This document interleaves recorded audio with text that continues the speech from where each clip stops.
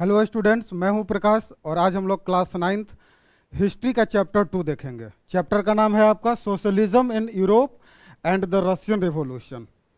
First chapter French revolution के बारे में है और सेकंड चैप्टर रशियन रिवॉल्यूशन के बारे में है कि रसिया में किस तरह से क्रांति हुआ, क्यों क्रांति हुआ। तो ये चैप्टर में हम लोग पूरे अच्छे तरीके से डिस्कस करेंगे, एक एक क्वेश्चन को डिस्कस करेंगे, ठीक है।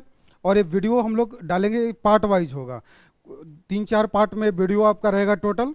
और आपको अगर कोई प्रश्न अगर पूछना होगा आप कमेंट बॉक्स में जरूर लिखिएगा। हम लोग एकदम अच्छे तरीके से एनसीईआरटी का लाइन बाय लाइन हर चीज़ को डिस्कस करेंगे। चैप्टर का नाम है socialism in Europe and the Russian revolution. देखिए चैप्टर 2 है आपका हिस्ट्री का। देखिए हम लोग स्टार्ट करते हैं चैप्टर। सोशलिज्म का मतलब क्या होता है? देखिए हिंदी में सोशलिज्म को समाजवाद क्या बोलते हैं? समाजवाद। तो यूरोप में समाजवाद और क्या पढ़ेंगे? रशियन रेवोल्यूशन, मतलब रूस के क्रांति के बारे में, ठीक है। समाजवाद क्या होता है पहले हम लोग सोशलिज्म के बारे में देखेंगे कि आखिर सोशलिज्म होता क्या है, और फिर हम लोग सेकेंड पार्ट में रशियन रेवोल्यूशन के बारे में देखेंगे, ठीक है। चलिए आइए चैप्टर को स्टार्ट करते हैं। देखिए यहाँ पे सबसे जो पहला जो टॉपिक है आपका बुक में दिया हुआ, the age of social change. क्या टॉपिक है? The age of social change.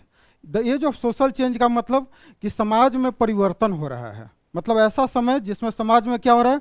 Changes हो रहा है। जैसे फर्स्ट चैप्टर में आपने फ्रेंच रिवॉल्यूशन पढ़ा, आप याद कीजिए फ्रेंच रिवॉल्यूशन में क्या हो रहा था? सोशल चेंज देखने को मिला था ना, सोशल चेंज मिला था, पॉलिटिकल चेंज, तो एक तरह से सोसाइटी बदल रहा था। फ्रेंच रिवॉल्यूशन में हमने पढ़ा था जैसे वहाँ पे सोसाइटी जो था वो 3 स्टेट में बटा हुआ था, फर्स्ट स्टेट, सेकेंड स्टेट और थर्ड स्टेट। लेकिन किस तरह से जो स्टेट सिस्टम था उसको हटाया गया, जो प्रिविलेज दिया गया था फर्स्ट और सेकेंड स्टेट के लोगों को, नोबिलिटी और क्लर्जी को, सारे प्रिविलेजेस को क्या किया गया? खत्म किया गया था। राइट टू वोट दिया गया था। तो इस तरह से बहुत सारे चेंजेस समाज में हुआ था, लोगों को अधिकार मिला था। तो कहने का मतलब कि ये जो समय था the age of social change. देखिए in the previous chapter you read about the powerful ideas of freedom and equality that circulated in Europe after the French Revolution. क्या बोल रहा है कि फ्रेंच रिवॉल्यूशन के बाद फ्रीडम और इक्वलिटी का आइडिया, फ्रीडम मतलब स्वतंत्रता, फ्रीडम मतलब क्या होता है? स्वतंत्रता और समानता का जो आइडिया था पूरे यूरोप में फैल रहा था। आप बोलेंगे कि सर उसके पहले क्या फ्रीडम और इक्वलिटी यूरोप में नहीं था? बिल्कुल नहीं था। जैसा कि आप अगर देखे होंगे, आप प्रीवियस जब चैप्टर हम लोग जब पढ़ रहे थे फ्रेंच रिवॉल्यूशन, तो वहाँ पे हम लोग देख रहे थे कि इक्वलिटी था क्या फ्रांस में? फर्स्ट स्टेट, सेकेंड और थर्ड स्टेट, 3 स्टेट में बटा हुआ था, जिसमें फर्स्ट और सेकेंड स्टेट के लोगों को बहुत सारे प्रिविलेज दिया गया था ना। थर्ड स्टेट के लोगों को कोई प्रिविलेज नहीं था और इनको टैक्स पे करना होता था, बहुत सारे इनके पास अधिकार नहीं थे। समझ में आ रहा है? तो फ्रेंच रिवॉल्यूशन के बाद ये जो 2 आइडिया था आपका, कौन कौन सा आइडिया? फ्रीडम, स्वतंत्रता और इक्वलिटी, ठीक है। फ्रीडम और इक्वलिटी, ये 2 आइडिया जो था, ये जो काफी एकदम पावरफुल आइडिया था, और दोनों आइडिया यूरोप में क्या हो रहा था? सर्कुलेट हो रहा था। Clear? The French Revolution opened up the possibility of creating a dramatic change in the way in which society was structured। और फ्रेंच रिवॉल्यूशन ने मतलब एक तरह से एक नए आइडिया को ओपन किया, मतलब लोगों के पास नए नए विचार जा रहे थे, जिससे एक नए समाज का निर्माण हो रहा था। Clear? As you have read, before the 18th century, society was broadly divided into states। ये हम लोग अभी चर्चा किए थे, जैसा फ्रेंच रिवॉल्यूशन पढ़े थे ना, फ्रांस में फर्स्ट स्टेट, सेकेंड और थर्ड स्टेट।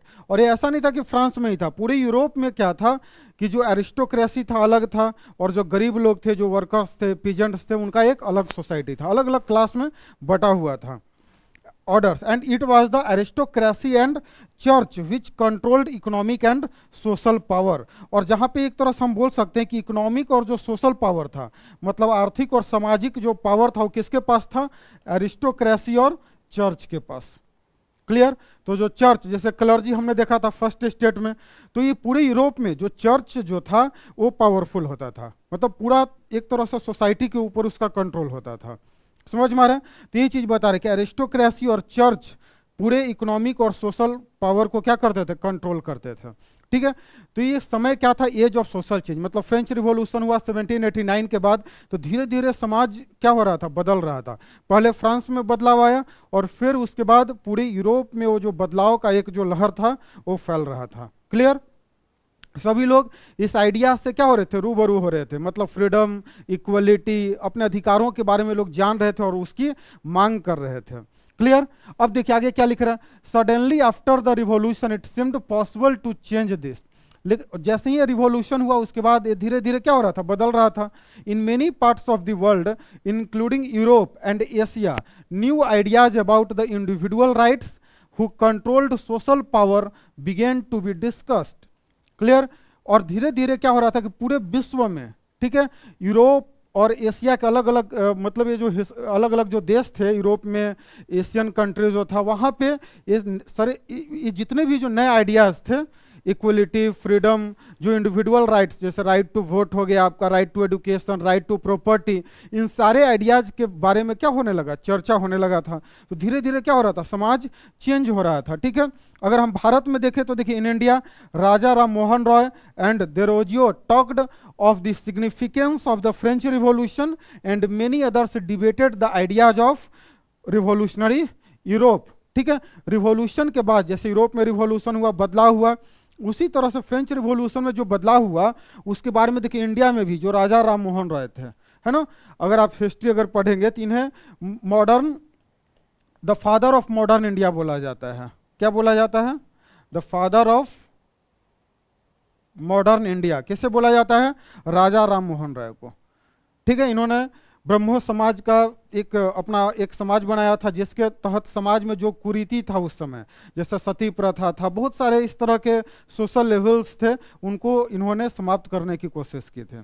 ठीक है, तो इनके द्वारा अब जैसे सती प्रथा था, सती प्रथा में क्या होता था कि जैसे किसी का हस्बैंड अगर मर जाता था तो उसके वाइफ को भी उसके चिता पे ही जला दिया जाता था, जिंदा जला दिया जाता था।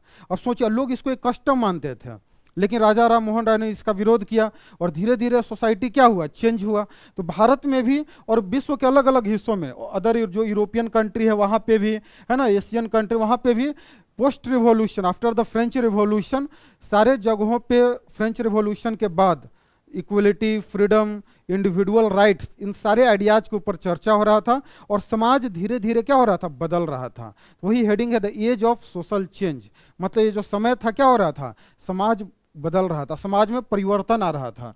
The developments in the colonies in turn reshaped these ideas of societal change.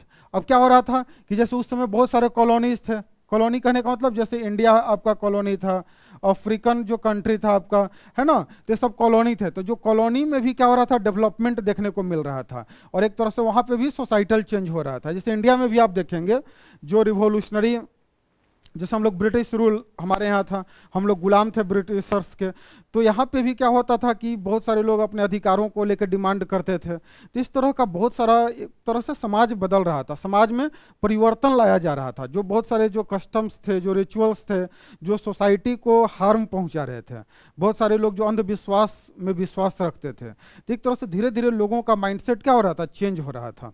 Clear. अब आगे देखिए, responses varied from those who accepted that some changes was necessary but wished for a gradual shift to those who wanted to restructure society radically. अब यहाँ पे देखिए हम क्या देख रहे हैं कि सोसाइटी में चेंज देखने को मिल रहा है। ठीक है, लेकिन चेंज तो हो रहा था, लेकिन चेंज को लेके जो लोगों का रिस्पॉन्स था, ठीक है, वो एक जैसा नहीं था। अब इसका मतलब क्या होगा कि जैसे सोसाइटी में चेंज हो रहा था, लोग बदलाव चाह रहे थे, लेकिन जो बदलाव हो रहा था उसको सभी लोग एक तरह से एक्सेप्ट नहीं कर रहे थे। मतलब कुछ लोग बदलाव चाहते थे, कुछ लोग बदलाव नहीं चाहते थे। कुछ लोग जो बदलाव चाहते थे कि धीरे धीरे बदलाव हो, और कुछ लोग बदलाव चाहते थे तो चाहते थे कि एकदम पूरा कंप्लीट चेंज हो जाए। आ रहा है बात समझ में। जैसे नॉर्मल हम अपने परिवार में देखते हैं, घर में क्या होता है कि जैसे 3 जनरेशन होता है, ठीक है, एक दादाजी का जो जनरेशन है, फिर एक पापा का जनरेशन हो गया और एक हम लोगों का जो जनरेशन हो गया। ठीक है, तो क्या होता है, तीनों की सोच में काफ़ी अंतर आपको देखने को मिलता है। क्लियर। जैसे मान लीजिए पहले क्या होता था, गर्ल्स एजुकेशन पर उतना फोकस नहीं किया जाता था, लड़कियों को उतना मतलब पढ़ाया नहीं जाता था। गांव में स्कूल होता था, बस वहां तक उन लोग को पढ़ाया जाता था। अगर हाई स्कूल के लिए अगर उन्हें 10 किलोमीटर अगर बाहर जाना पड़ता था तो उन्हें नहीं भेजा जाता था। क्लियर। तो अब लेकिन धीरे धीरे क्या हुआ, जब पापा के एज के जो एज ग्रुप के लोग हैं वो धीरे धीरे बदलाव चाहते हैं। वो चाहते हैं कि नहीं भाई, लड़कियों का भी जो एजुकेशन वो काफ़ी नेसेसरी है, इंपॉर्टेंट है, उन्हें भी पढ़ना चाहिए। क्लियर। और धीरे धीरे मतलब जो और उससे भी जो अगला जनरेशन है तो और हायर स्टडी जब लड़की लोगों को करवाना चाहता है, तो कहने का मतलब क्या हो रहा है, उसी तरह से सोसाइटी में था। सोसाइटी में भी तीन तरह के लोग थे। एक जो कंप्लीट चेंज नहीं चाहते थे, जो एकदम नहीं चाहते, जो जिन्हें लगता था कि नहीं मतलब जो चर्च का कंट्रोल था, मोनार्की सिस्टम था, किंग था, एरिस्टोक्रेसी, मतलब जिस तरह से सिस्टम चल रहा था उसी तरह से सिस्टम को चलते देना चाहते थे। क्लियर। एक ऐसा समाज था जो चाहते थे कि बदलाव हो लेकिन धीरे धीरे बदलाव हो, अचानक से बदलाव ना हो। और एक चाहते थे कि कंप्लीट चेंज हो सोसाइटी में। तो तीन तरह के लोग थे, वही यहाँ पे लाइन लिख रहा है, ठीक ना, कि responses varied from those who accepted that some changes was necessary but wished for a gradual shift to those who wanted restructure society radically. Clear. मतलब तीन तरह के लोग थे। कुछ लोगों का रिस्पॉन्स जो था वो बदलाव को एक्सेप्ट भी कर रहे थे, कुछ लोग बदलाव को चाहते थे कि धीरे धीरे बदलाव हो, और कुछ लोग कंप्लीटली चेंज चाहते थे। ठीक है। अब यही हम लोग तीनों कौन लोग थे इसके बारे में डिस्कस करेंगे। क्लियर। ये तीनों लोग थे कंजर्वेटिव, लिबरल्स और रेडिकल। और एग्जाम में आपसे पूछा जाएगा कि what was the difference between radical and liberals, ठीक है, या what was the difference between conservative and liberals, या तीनों के बारे में पूछ दिया जा सकता है डिफरेंस कि कंजर्वेटिव, लिबरल्स और रेडिकल्स के बीच में क्या डिफरेंस था। क्लियर। तो अब हम लोग यहाँ पे डिस्कस करेंगे। ठीक है। तो देखिए, some were conservatives, others were liberals and और रेडिकल्स। समझ में आ रहा है। तो तीन तरह के लोग थे आपके, कुछ कंजर्वेटिव्स लोग थे जो एकदम बदलाव नहीं चाहते थे, कुछ लिबरल्स लोग थे जो चाहते थे कि बदलाव हो समाज में लेकिन कंप्लीट चेंज ना हो, और कुछ क्या थे, रेडिकल्स थे जो कंप्लीट चेंज चाहते थे, एकदम उग्रवादी टाइप का। समझ गए ना। जैसे घर में मतलब तीन चार तरह का बच्चा होता है। एक बच्चा क्या होता है जो मतलब कोई चीज़ का डिमांड नहीं करता है, एक बच्चा मतलब ज़रूरत के हिसाब से डिमांड करता है, मिला तब भी ठीक है, नहीं भी मिला तो कोई दिक्कत नहीं है। और एक बच्चा क्या होता है जो एकदम कोई सामान के लिए अगर डिमांड करता है, मतलब चाहिए तो एकदम चाहिए ही, और उसे गार्जियन को देना पड़ता है। समझ में आ रहा है। तो उसी तरह से जो परिवर्तन हो रहा था, मतलब उसको लेकर रिस्पॉन्स जो था वो अलग अलग था। और तीन तरह के लोग थे सोसाइटी में, कंजर्वेटिव, लिबरल्स और रेडिकल्स। ये तीनों कौन लोग थे, तो इसको हम लोग देखते हैं। ठीक है। देखिए क्वेश्चन क्या है, what did these terms really mean in the context of the time. अब ये तीनों का मतलब हम लोग देखेंगे। ठीक है। What separated these stands of politics and what linked them together. मतलब तीनों लोग में क्या लिंक था, किस तरह से तीनों का आइडिया अलग अलग था, जिससे लोगों का जो सोच अलग था, इनको सेपरेट क्या करता है, and what linked them together, और क्या जो था जो तीनों को जोड़ के रखे हुए था। ठीक है। We must remember that these terms do not mean the same thing in all context at all times. अब कहने का मतलब बता रहे हैं कि अब हर समय जो भी इन लोगों का जो डिफरेंस था वो एक जैसा नहीं था, है ना। ये टाइम के अकॉर्डिंग क्या हो रहा है, चेंज भी हो रहा है। ठीक है। अब देखिए आगे क्या है। We will look briefly at some of the important political traditions of the 19th century and see how they influenced change। तो इस तरह से हम लोग 19th सेंचुरी में जो बदलाव समाज में हो रहा था, किस तरह का बदलाव हो रहा था, किस तरह के लोग बदलाव चाह रहे थे, लोगों का रिस्पॉन्स क्या था, इन सारे चीज़ों के बारे में हम लोग डिस्कस करेंगे। ठीक है। अब आइए, then we will focus on the historical event in which there was an attempt at a radical transformation of society. समझ गए ना। तो हम लोग दो पार्ट में चैप्टर को पढ़ेंगे, जैसा कि आप चैप्टर का नाम ही देखे थे, socialism in Europe and the Russian revolution. ठीक है। तो एक सोशलिज्म वाला पार्ट पढ़ेंगे कि किस तरह से यूरोप में सोशलिज्म आया, सोशलिज्म है क्या। क्लियर। और एक जो पार्ट है आपका वो रशियन रेवोल्यूशन का पार्ट है। Clear. Through the revolution in Russia, socialism became one of the most significant and powerful ideas to shape society in the 20th century। और जैसा कि हम बात करें थे कि सबसे पहले हम क्या पढ़ेंगे, सोशलिज्म के बारे में पढ़ेंगे। ठीक है। जैसे कि देख रहे हैं ना, हेडिंग क्या है, the age of social change, मतलब किस तरह से समाज में परिवर्तन हो रहा है। अब परिवर्तन समाज में हो रहा है, सभी लोग एक जैसा रिस्पॉन्स नहीं कर रहे हैं, सब लोग अलग अलग तरीके से रिस्पॉन्स कर रहे हैं। मतलब कुछ कंजर्वेटिव लोग हैं, ठीक है, कुछ लिबरल्स हैं, कुछ रेडिकल्स हैं। ठीक है। तो इसके बारे में पढ़ेंगे। सोशलिज्म क्या है, सोशलिस्ट लोग कौन थे, कम्युनिस्ट कौन थे, ये सारा चीज़ हम लोग डिस्कस करेंगे। और उसके बाद फिर हम लोग देखेंगे कि रसिया में रिवॉल्यूशन जो होता है, रशियन रिवॉल्यूशन के बारे में पढ़ेंगे, और किस तरह से 20th सेंचुरी का जो एक तरह से सोसाइटी है उसमें क्या बदलाव आता है। क्लियर। चलिए अब देखिए, लिबरल्स, रेडिकल्स एंड कंजर्वेटिव्स। अब ये तीनों के बारे में हम लोग देखते हैं। One of the groups which looked to change society was the liberals. अब सबसे पहले आते हैं हम लोग लिबरल्स के बारे में देखेंगे, है ना। लिबरल्स मतलब एक तरह से क्या होता है, उदारवाद लोग। उदारवाद क्या होता है, लिबरल्स, है ना, उदारवादी। मतलब उदार मतलब लिबरल्स, लिबर वर्ड है ना, फ्रीडम से रिलेटेड है। किससे रिलेटेड है, लिबरल जो वर्ड है ना, वो लिबर वर्ड से आया है, लैटिन वर्ड है। और लिबर का मतलब क्या होता है, फ्री, है ना, टू फ्री, फ्रीडम से रिलेटेड। क्लियर। अब लिबरल्स लोगों के बारे में देखते हैं थोड़ा।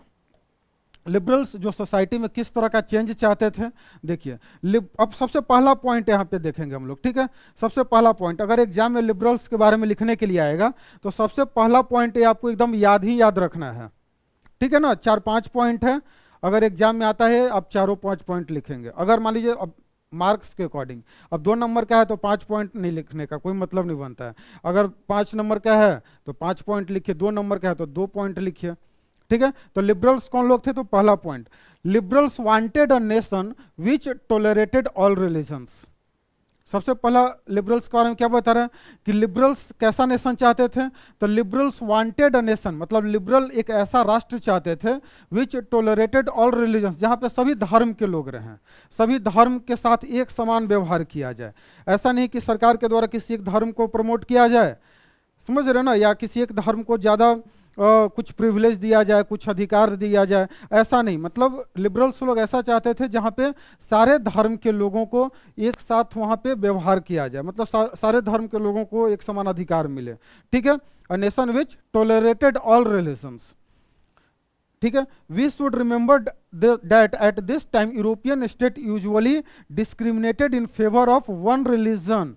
अब क्या बता रहा है कि लिबरल्स लोग क्या चाहते थे कि जहाँ पे सभी धर्म के लोग रहें, मतलब सभी धर्म के लोगों के साथ एक समान व्यवहार किया जाए, है ना। Wanted a nation which tolerated all religions, जहाँ पे सभी धर्मों को एक साथ टॉलरेट किया जाए, मतलब किसी को ये नहीं कि किसी को ज़्यादा अधिकार दे दिया जाए या संरक्षण दिया जाए, ऐसा नहीं, ठीक है। लेकिन ये वो समय था जब वहाँ पे धर्म को लेके क्या किया जाता था, डिस्क्रिमिनेशन किया जाता था, है ना। क्या पॉइंट लिख रहा है कि वी शुड रिमेंबर, हमें याद रखना चाहिए, that at this time European states usually discriminated in favour of one religion, कि जो भी यूरोपियन जो स्टेट्स होता था वो क्या करता था कि वो एक धर्म को प्रमोट करता था, मतलब वो धर्म को लेके भेदभाव करता था, मतलब उसका जो पक्ष होता था किसी एक धर्म के प्रति ज़्यादा रहता था। समझ में आ रहा है, ठीक है। इन फेवर ऑफ, समझ गए ना, मतलब एक धर्म के तरफ झुकाव यूरोपियन स्टेट्स का ज्यादा होता था। और another, Britain favoured the church of England, जैसा कि आप देख रहे हैं, जैसे जो ब्रिटेन था ये किसे फेवर करता था, चर्च ऑफ इंग्लैंड को, ठीक है। Austria and Spain favoured the Catholic church, जो ऑस्ट्रिया था, स्पेन था, ये किसको फेवर करता था, कैथोलिक चर्च को फेवर करता था। क्लियर। आप बोले कि सर चर्च तो क्रिश्चियन से रिलेटेड है, तो एक ही धर्म से रिलेटेड होंगे। देखिए जैसे हमारे हिंदू धर्म में भी क्या होता है, जैसे कोई विष्णु भगवान का पूजा करता है, कोई शिव भगवान का भक्त होता है, कोई माता का पूजा करता है, दुर्गा माँ का पूजा करता है, शक्ति की आराधना करता है। तो यहाँ पे भी अलग अलग, मतलब एक तरह से लोगों का जो आइडियोलॉजी है वो अलग अलग हो जाता है। क्लियर। जैसे इसमें भी जैसे कोई बहुत सारे देवी देवता को मानते हैं, कोई किसी का मानना होता है कि नहीं ब्रह्मा एक ही है, ठीक है ना। तो इस तरह का एक अलग अलग मतभेद होता है। तो उसी तरह से चर्च में भी एक जैसे कैथोलिक चर्च है, एक प्रोटेस्टेंट लोग होते हैं, कैथोलिक अलग होते हैं, प्रोटेस्टेंट अलग होते हैं, तो डिफरेंसेस देखने को मिलता है। तो इसी तरह से यहाँ पे बता रहा है कि जो यूरोपियन स्टेट है वो किसी एक धर्म को फेवर करते थे, एक रिलीजन को। दूसरा पॉइंट क्या है, liberals also opposed the uncontrolled power of dynastic rulers. अब देखिए, अब लिबरल्स ऑल्सो अपोज करते थे, किसको अपोज करते थे, मतलब विरोध करते थे, किसका, uncontrolled power of dynastic rulers. Dynastic rulers मतलब कि उस समय यूरोप में ज्यादातर क्या था, मोनार्की था सब जगह पे। मोनार्की क्या होता है कि जहाँ पे एक किंग रूल करता है और फिर किंग जो राजा है उसका बेटा फिर राजा बनेगा, उसका बेटा राजा बनेगा। तो इस तरह से एक डायनेस्टिक रूलर्स, ठीक है ना, वंशावली एक चल रहा है, मतलब एक ही वंश के जो राजा हैं, जैसे आप फ्रेंच रिवॉल्यूशन में पढ़े थे ना, बर्बन डायनेस्टी, है ना। तो उसी तरह से तो जो लिबरल्स लोग थे किसको अपोज करते थे, uncontrolled power of dynastic rulers. जो डायनेस्टिक रूलर्स थे उनके पास जो अनकंट्रोल्ड पावर था, मतलब उनके शक्ति के ऊपर किसी का नियंत्रण नहीं होता था। अगर पार्लियामेंट भी था तो उसको उसका बात नहीं मानता था राजा, ठीक है ना। तो ये जो लिबरल्स लोग थे इसका विरोध करते थे। Clear. Liberals also opposed the uncontrolled power of dynastic rulers. Clear. They wanted to safeguard the rights of individuals against government. अब वो क्या चाहते थे कि लोगों का जो अधिकार है ना, राइट्स ऑफ इंडिविजुअल्स, मतलब हर एक व्यक्ति का जो अधिकार है उसका सुरक्षा मिले सभी लोगों को। समझ में आ रहा है। ये दूसरा पॉइंट है। They wanted to safeguard the rights of individuals against the government. मतलब ऐसा नहीं कि गवर्नमेंट किसी के ऊपर किसी का एक्सप्लॉइटेशन करे, मतलब सभी लोगों का जो अधिकार है उसको अधिकार मिलना चाहिए, मतलब उसका अधिकार सुरक्षित रहना चाहिए। क्लियर। तीसरा पॉइंट क्या बता रहा है, they argued for a representative elected parliamentary government. अब यहाँ पे देखिए, ठीक ना, वो किसके पक्ष में थे, वो चाहते थे कि एक रिप्रेजेंटेटिव गवर्नमेंट बने। जैसे डेमोक्रेसी में क्या होता है, डेमोक्रेसी में क्या होता है कि एक कॉन्स्टिट्यूएंसी डिफाइन होता है, एक एरिया, एक, ठीक ना, उसे कॉन्स्टिट्यूएंसी बोला जाता है, और वहां के जितने लोग हैं अपने एक रिप्रेजेंटेटिव को चुनते हैं, ठीक है, और वो रिप्रेजेंटेटिव फिर उनके लिए कानून बनाता है। वो कहाँ जाता है, पार्लियामेंट में बैठता है या लेजिस्लेटिव असेंबली में जाता है। तो उस तरह का लिबरल्स लोग क्या चाहते थे, ठीक ना, क्या एक रिप्रेजेंटेटिव इलेक्टेड पार्लियामेंट्री गवर्नमेंट हो। इलेक्टेड मतलब जो जनता के द्वारा चुना जाए, ठीक ना, ऐसा सरकार वो लोग पार्लियामेंट्री गवर्नमेंट चाहते थे। Clear. Subject to laws interpreted by a well trained judiciary. और क्या चाहते थे कि एक लॉ हो, एक देश का संविधान हो और उसी को लोग फॉलो करें, है ना। और कैसा सरकार हो, एक representative elected parliamentary government. Clear. और जो किसके द्वारा एक कंट्रोल में हो, मतलब जुडिशियरी, मतलब जो भी कानून हो वो किसके द्वारा, जुडिशियरी उस पर अपना मतलब नजर रखे। मतलब ऐसा नहीं कि जैसे यहाँ पे देख रहे हैं ना कि uncontrolled power of dynastic rulers, मतलब ऐसा नहीं कि जो सरकार जो बने वो सरकार अपने तरीके से फिर कुछ भी करे, ऐसा नहीं है ना। मतलब जो भी कानून है वो क्या होना चाहिए, subject to law interpreted by a well trained judiciary. मतलब जो भी कॉन्स्टिट्यूशन हो वो इंटरप्रेटेड होना चाहिए, किसके द्वारा, जुडिशियरी के द्वारा। क्लियर। जैसे आपने फ्रेंच रिवॉल्यूशन में पढ़ा था कि गवर्नमेंट जो है उसके पावर को क्या किया गया था, सेपरेशन ऑफ पावर, जो मोंटेस्क्यू ने दिया था 9th क्लास में, आप याद कीजिए, मोंटेस्क्यू ने दिया था ना सेपरेशन ऑफ पावर। क्लियर। जिसमें क्या बोला गया था, लेजिस्लेचर, एग्जीक्यूटिव और जुडिशियरी, मतलब सरकार के ये 3 ऑर्गन्स है, 3 पार्ट है आपका, जिसमें सरकार के पावर को क्या कर दिया, 3 पार्ट में बांट दिया गया था। लेजिस्लेचर जो कानून बनाने वाला है, एग्जीक्यूटिव जो उसको लागू करेगा, और जुडिशरी का काम क्या था, टू इंटरप्रेट द लॉ। तो वही चीज यहाँ पे बता रहे हैं। That was independent of rulers and officials. और ये जुडिशरी कैसा होना चाहिए, वो इंडिपेंडेंट होना चाहिए रूलर्स और ऑफिशियल्स से। मतलब ऐसा नहीं कि जुडिशरी को कंट्रोल करे रूलर।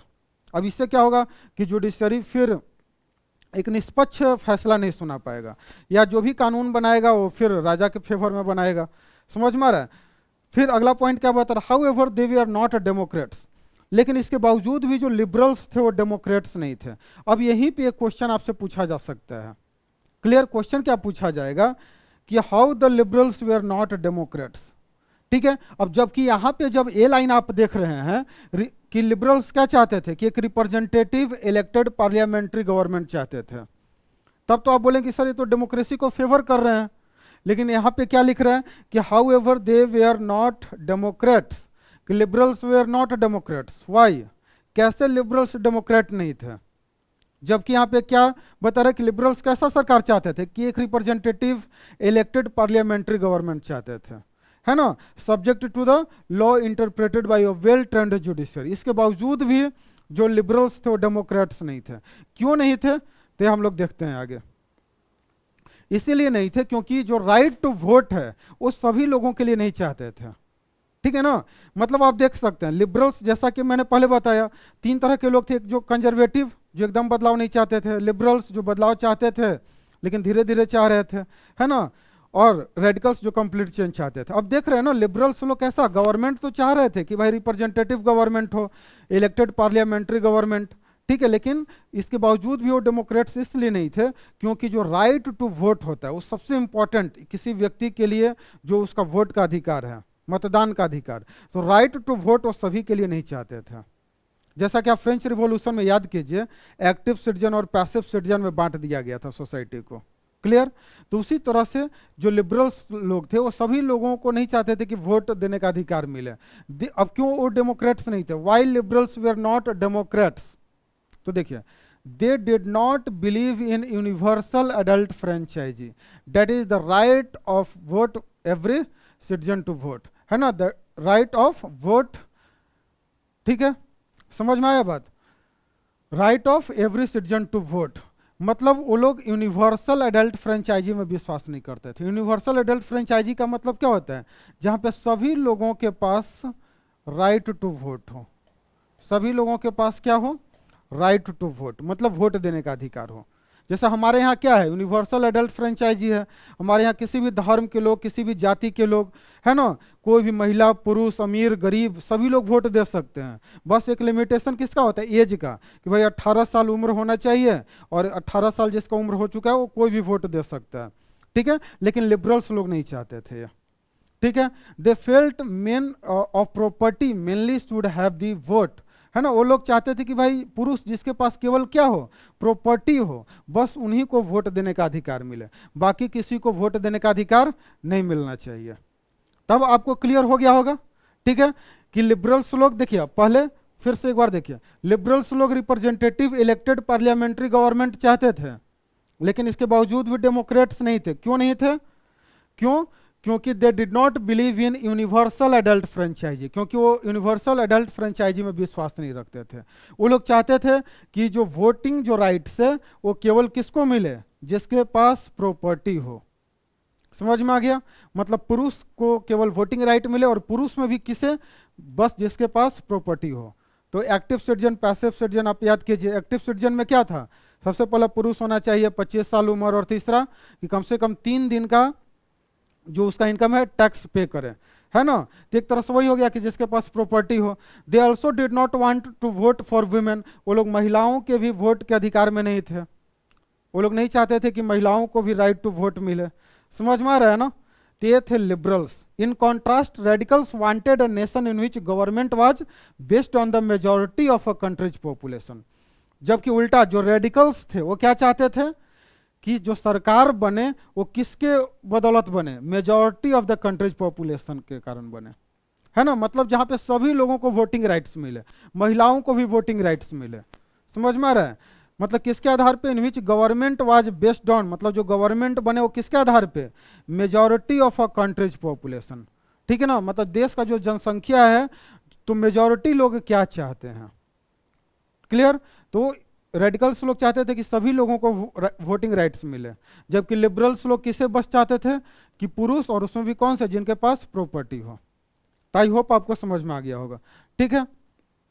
अब देखिए, मेनी सपोर्टेड वुमेन्स सफ्रेजेट मूवमेंट, जो रेडिकल्स थे वो वुमेन्स जो सफ्रेजेट मूवमेंट था इसे भी सपोर्ट करते थे। सफ्रेजेट मूवमेंट क्या था, राइट टू वोट, है ना, वोट के अधिकार के लिए महिलाओं के द्वारा जो आंदोलन किया गया था, ठीक है, राइट टू वोट के लिए। तो ये रेडिकल्स लोग थे। कौन लोग थे, रेडिकल्स लोग। समझ में आ गया, ठीक है। अगला पॉइंट क्या है, unlike liberals they opposed the privileges of great land owners and wealthy factory owners, ठीक है। जो लिबरल्स, अब ये लोग इसको भी अपोज करते थे, किसको, कि जो लैंड ओनर्स थे, ठीक ना, जो वेल्दी, जो फैक्ट्री ओनर्स थे, जो फैक्ट्री के मालिक थे, मतलब इंडस्ट्रियलिस्ट थे, जो सामंतवाद, है ना, जो लैंड ओनर्स थे, जैसे हमारे यहाँ जमींदार होता है वैसे ही जो वहाँ पे सामंत लोग थे, फ्यूडल सिस्टम क्योंकि वहाँ पे था, तो उनको जो प्रिविलेज मिला हुआ था इसको अपोज करते थे, ठीक है। अनलाइक, जबकि लिबरल्स लोग इसको अपोज नहीं करते थे। Unlike liberals they opposed the privileges of great land owners and wealthy factory owners, they were not against the existence of private property. अब देखिए, अब एक चीज और यहाँ पे क्या बता रहा है, वो लोग प्राइवेट प्रॉपर्टी के खिलाफ नहीं थे, but disliked the concentration of property in the hands of a few. वो लोग प्राइवेट प्रॉपर्टी के खिलाफ में नहीं थे, वो लोग चाहते थे कि भाई संपत्ति का अधिकार सबको मिले, लेकिन वो लोग किसके खिलाफ में थे, तो जो concentration of wealth in few hands, मतलब कुछ लोगों के पास जो संपत्ति का मतलब एक तरह से कंसंट्रेशन हो रहा था, है ना, मतलब जो जैसे लैंड ओनर्स थे तो बहुत सारे लोग थे जिनके मतलब जिनके पास बहुत सारा जमीन था, और बाकी जो किसान लोग थे उनके पास कोई जमीन नहीं होता था। जैसे आप भारत में भी देखिए, मतलब एक वर्ग जमींदार लोगों का था। अब जमींदार लोग जो थे उनके पास मतलब 1000 बीघा 1000 हेक्टेयर जमीन होता था। अब बाकी गांव में बहुत सारे गरीब मजदूर होते थे जिनके पास मतलब 1 कट्ठा जमीन भी नहीं होता था। आ रहा है बात समझ में। तो ये चीज बता रहे they were against the existence of private property but disliked the concentration of property in the hands of few. लेकिन कुछ लोगों के पास है ना, कुछ लोगों के हाथों में जो कंसंट्रेशन था प्रॉपर्टी का, इसके खिलाफ में थे। Clear? Conservatives were opposed to radicals and liberals. और कंजर्वेटिव कौन लोग थे? जो दोनों को अपोज करते थे, रेडिकल्स को भी और लिबरल्स को भी। क्लियर?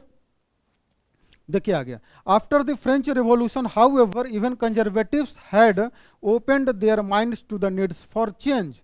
लेकिन क्या बता रहा है कि फ्रेंच रिवॉल्यूशन के बाद, ठीक है ना, फ्रेंच रिवॉल्यूशन के बाद जो कंजर्वेटिव लोग भी थे, है ना, conservatives had opened their minds in the two the need for change. धीरे धीरे फ्रेंच रिवॉल्यूशन के बाद क्या हो रहा था, समाज बदल रहा था, तो धीरे धीरे जो कंजर्वेटिव लोग थे उनका भी माइंडसेट चेंज हो रहा था और वो भी बदलाव धीरे धीरे चाह रहे थे समाज में। Clear?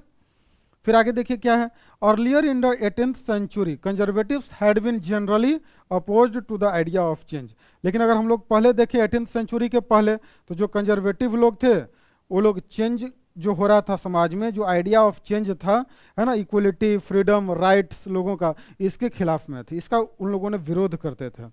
By the 19th century, they accepted that some changes was inevitable, but believed that the past had to be respected and change to be brought about through a slow process। लेकिन क्या बोल रहा है कि धीरे धीरे 19th century आते आते उन्होंने इस चीज को स्वीकार किया कि समाज में कुछ बदलाव होना जरूरी है ना। They accepted that some changes was inevitable, मतलब उन्होंने एक्सेप्ट किया कि समाज में जो कुछ बदलाव हो बहुत जरूरी है, वो इनएविटेबल है, वो समाज में बदलाव होना ही होना है, ठीक है। But believed that the past had to be respected, लेकिन उनका विश्वास था कि जो पास्ट है हमारा उसको भी रिस्पेक्ट करना चाहिए। And change had to be brought about through a slow process, और जो बदलाव है वो धीरे धीरे स्लो प्रोसेस के माध्यम से होना चाहिए। तो आई होप आपको समझ में आ गया होगा। ये लिबरल्स, रेडिकल्स और कंजर्वेटिव तीनों के बारे में हम लोगों ने डिस्कस किया है यहाँ पे। तो आई होप आपको ये समझ में आ गया होगा, ठीक है। तो अब आप एग्जाम में लिख सकते हैं या नहीं? अगर आपको लिखने के लिए आएगा कि रेडिकल्स और लिबरल्स के बारे में बताइए, ठीक है। तो हमने सारे पॉइंट्स को डिस्कस कर लिया, ठीक है। आप उसको एक जगह पे नोट डाउन कर सकते हैं। हम लोग एनसीईआरटी के लाइन बाय लाइन डिस्कस कर रहे हैं आपको, ताकि आपको कोई दिक्कत ना हो। अगर इसके बावजूद भी अगर कोई दिक्कत है तो आप कमेंट बॉक्स में ज़रूर लिखिएगा, ठीक है। या हमारा नंबर हम लोगों का रहता है, आप अबाउट सेक्शन में जाइएगा यूट्यूब चैनल, व्यू चैनल पे, ठीक है। वहाँ पे हम लोगों का व्हाट्सएप नंबर भी, आप वहाँ पे भी, आप व्हाट्सएप पे भी लिख सकते हैं। टेलीग्राम चैनल है, वहाँ पे इन सारे नोट्स को डाल दिया जाता है। समझ में आ रहा है? तो आपको समझ में आ गया होगा कंजर्वेटिव, लिबरल्स और रेडिकल्स के बीच में क्या डिफरेंस था, किस तरह से जो समाज में चेंज हो रहा था तो इनका रिस्पॉन्स कैसा था, किस तरह से समाज में बदलाव चाहते थे, ठीक है। तो the age of social change heading था। आई होप आपको समझ में आ गया होगा। फिर आगे देखिए क्या लिख रहा है, such differing ideas about the societal change clashed during the social and political turmoil that followed the French Revolution, ठीक है। और वही बता रहे कि जिस मतलब जो सोसाइटल चेंज को लेके जो आइडियाज था ये क्या था, डिफर करता था, है ना, पर्सन टू पर्सन, अलग अलग जो एरिस्टोक्रेसी जो था, मान लीजिए जिसको पहले प्रिविलेज मिल रहा था और अब उस प्रिविलेज को हटाया जा रहा है, तो क्या उस चेंज को सपोर्ट करेंगे? नहीं सपोर्ट करेंगे। क्यों? क्योंकि पहले उनको पावर उनके पास था, पावर उनको हटा दिया गया, पावर को ख़त्म किया जा रहा है, तो लोग बिल्कुल सपोर्ट नहीं करेंगे। जो समाज में बदलाव हो रहा है उसको सपोर्ट नहीं करेंगे। जैसे फर्स्ट, सेकंड और थर्ड जो स्टेट के लोग थे, तो फर्स्ट और सेकंड को प्रिविलेज दिया गया था, सेकंड थर्ड स्टेट को लोगों को प्रिविलेज नहीं दिया गया था। अब सोचिए कि समाज में जब प्रिविलेज को हटाया जा रहा है, ठीक है, जो विशेष अधिकार है उसको हटाया जा रहा था, तो क्या फर्स्ट और सेकंड स्टेट के लोग सपोर्ट करते होंगे? बिल्कुल नहीं करते होंगे। क्यों? क्योंकि अगर प्रिविलेज अगर हटेगा तो उनका नुकसान है। और जो थर्ड स्टेट के लोग हैं वो सपोर्ट करते होंगे कि नहीं भाई ये जो प्रिविलेज हटाया जा रहा है बहुत अच्छा है। तो आई होप आपको समझ में आ गया होगा कि अलग अलग लोगों का जो स्टैंड था, है ना, वो अलग अलग तरीके से था। Clear? The various attempts at revolution and national transformation in the 19th century helped define both the limits and potential of this political tendencies. अब क्या बता रहा है कि वेरियस अटेम्प्ट्स एट रिवॉल्यूशन के समय में बहुत सारे ऐसे अटेम्प्ट किए गए, and national transformation in the 19th century helped define both the limits and potential of this political tendency. मतलब जो भी समाज में जो बदलाव हो रहा था, जो पॉलिटिकल चेंज देखने को मिल रहा था, ठीक है। तो बहुत बार इसका लोग विरोध भी कर रहे थे और कुछ लोग सपोर्ट भी कर रहे थे, लेकिन इसके बावजूद भी क्या हो रहा था कि सोसाइटी में ट्रांसफॉर्मेशन देखने को मिल रहा था, समाज बदल रहा था, लोगों को अधिकार मिल रहे थे। क्लियर? चलिए अब देखिए, अब आगे हम लोग देखते हैं industrial society and social change. Clear? इसको रोक दीजिए तो,